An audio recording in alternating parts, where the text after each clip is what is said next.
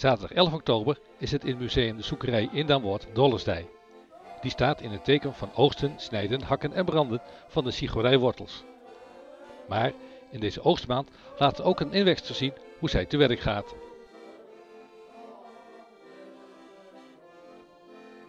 Dan te bedoel van Oorts een gemeente werd een heel protte sigorij verbouwd waard. Ja.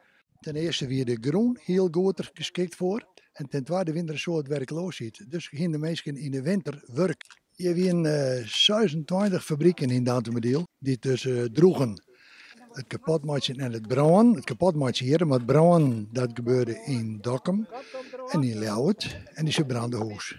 Nou, de sigaretwortel was hier dus brouwend, kapot maken en de Leeuwarden brouwend tot heel liet, zodat het lieket altijd buisman hier, dat broeken ze als koffie.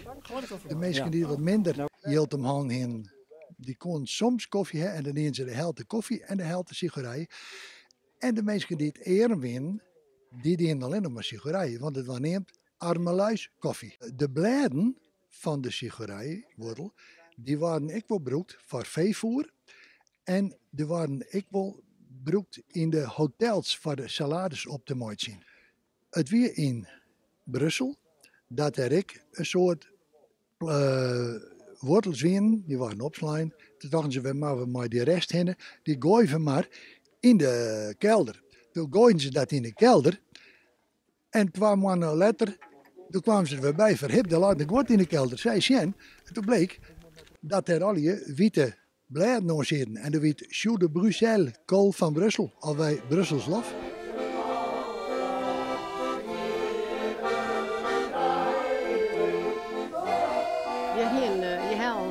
Het fruit of de groente haal je van het land. Dat maak je skin. Je krijgt wekflessen, heel liters, oorliters. Die maken je skin in polken of sodawater. Ook de ringen, die waren op dezelfde wijze eigenlijk skin maken. En afspeeld met heet water. Dan waren die flessen die waren vuld. En er kwam dan het lid op.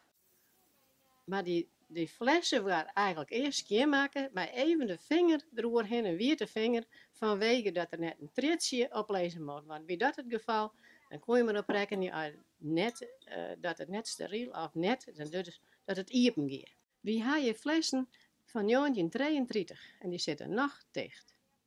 En is het nog te eten wat erin zit? We hadden onderzoekje laten lezen en die vrouw die dit onderzocht, die zei, die flessen van 1933, die kan je nog eten. Hoe de smaak is, dat heb ik net vregen, weet ik net. De klemmen zitten erop, alles is een keer bakken en dan? Dan komen ze in de werkzettel.